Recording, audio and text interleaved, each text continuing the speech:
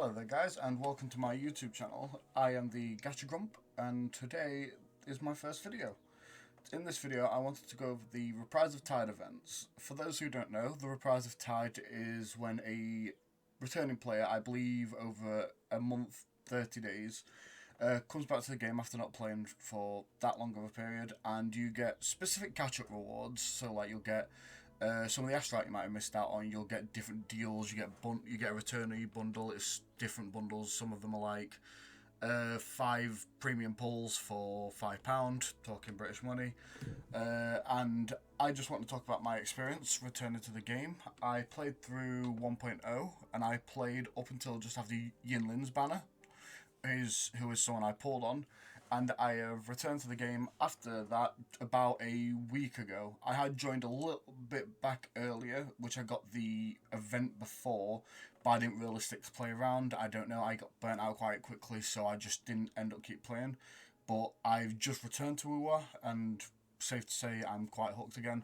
I have played through all of the story quests up to the point, the amazing ending to 2.2. Absolutely phenomenal. Probably one of the best endings I've seen in Gacha for a quest line. It's just absolutely phenomenal, but I'm not talking about that today. I want to talk about my experience with the Reprise of Tides. I've found coming back to be rather simple. You get the guidance of the home and coming quests, which obviously this is showing you the companion quests.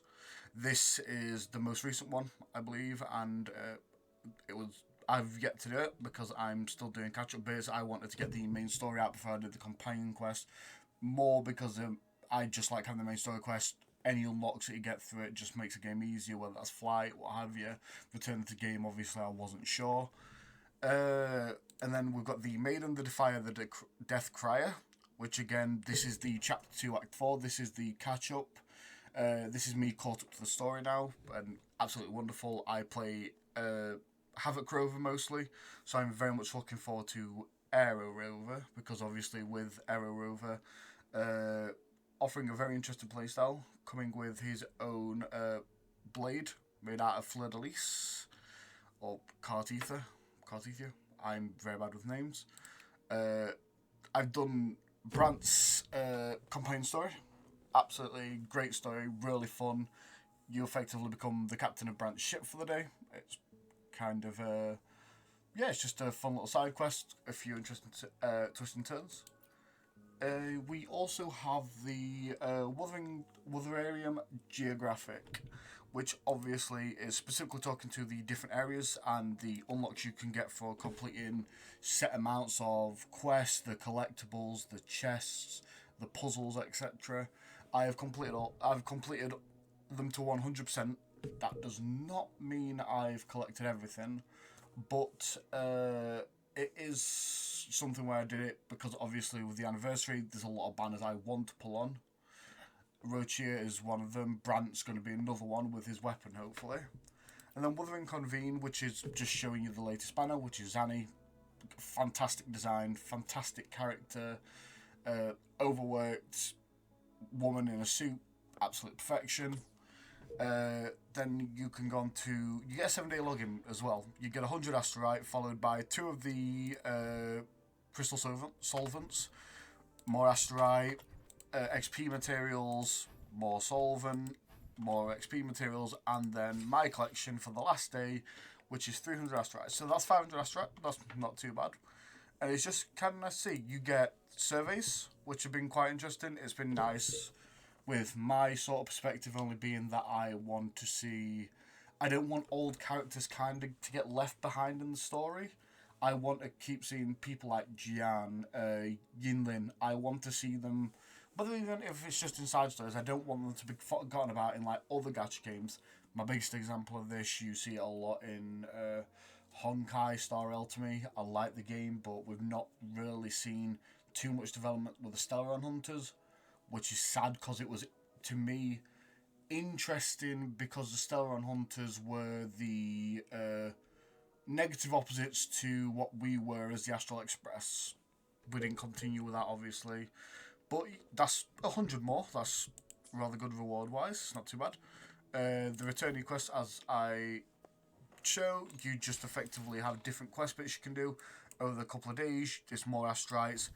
These are a new inclusion, absolutely wonderful. Modify the main stat of an unenhanced 5-star Echo, makes farming that a little bit easier. It's the only way I managed to get my 30% Havoc bonuses, because getting them to drop is like the worst thing in the world to me.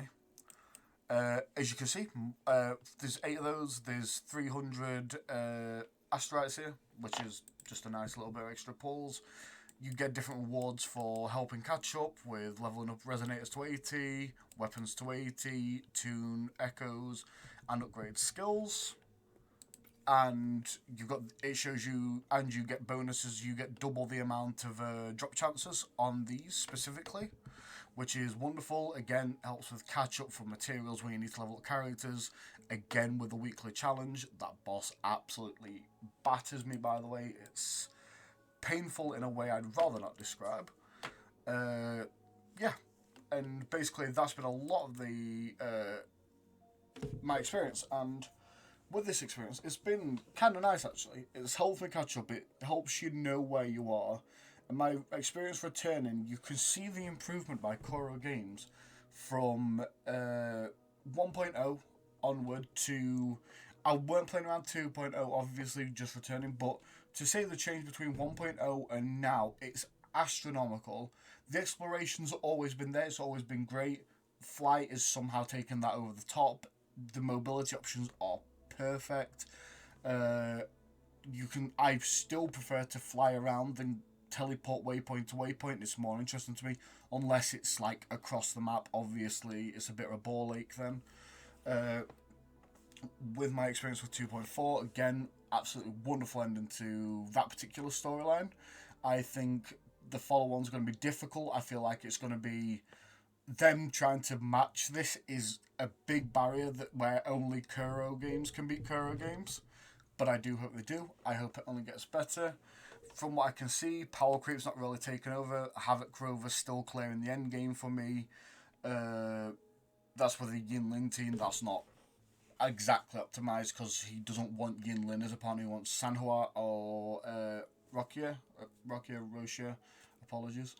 But yeah, it's just been interesting to see, like, on this return to around the anniversary, like the different events. Like, I'm quite enjoying the anniversary event. This is just kind of cute. It's adorable. It's fun. I've yet to do... not this one, sorry. This one's wonderful. I love the wins, the little Monopoly board. It's silly. I quite enjoy it, though. Golden Nightmare, that's just extra rewards that you can get by completing quests, which, you know, simple enough, easy enough. I've yet to do this because I've just finished it. I was considering making a stream for it or a YouTube video, so I've left that for now. I'm considering what I want to do with that. I want to specifically talk about the Reprise of Tides, though, because that's important to me as a returning player. I thought it's been very good, being able to give feedback on what I've seen improvements from 1.0. Just this genuinely nice guide around, a nice guide just around the world to help me figure out where I am. Code cleansing is a new event, obviously. That's just your standard. Do tasks at Discord fields. Get double rewards. Blah blah blah. Again, this is the login reward that gives the Grammar Reunion, which is wonderful. I'll get my last 3 there. But yeah, I think the Carnivales questline had so much flair to it. It was genuinely interesting. It just had so much flair. The story was fun. It was interesting. The characters we met, just genuinely wonderful characters. With my favourite being Zanny. I won't be pulling for Zanny though, because I'm more interested in getting my... I want to get Camellia, and I want to get things that support Havoc, because I quite like Havoc as an archetype. But yeah, I just wanted to give my first thoughts. This is my first video returning to Wuthering Waves. I want to start from here. This is my journey into hopefully becoming a Gacha CC, just as a hobby. And I wanted to start with my return to Wuthering Waves because I believe that Wuthering Waves right now is the best open world gacha out there. Obviously, there's a few coming into contentions, whether that's going to be Arknight Enfield, that looks good. I just don't think Genshin's been keeping up as of late. I used to play it a lot. I was an Ito main. Geo's kind of just forgotten as an element though, so that sucks. But yeah, this has been my first video, so please, any criticisms, preferably constructive, just to help me improve, down below. I have rambled. I'm a little nervous with this, as dumb as it sounds. But yeah, for those who's watched, thank you, and I hope you found something from this. I hope you'll follow me on my journey, but if not, if this is where we depart days, have a wonderful day, and thank you very much, guys.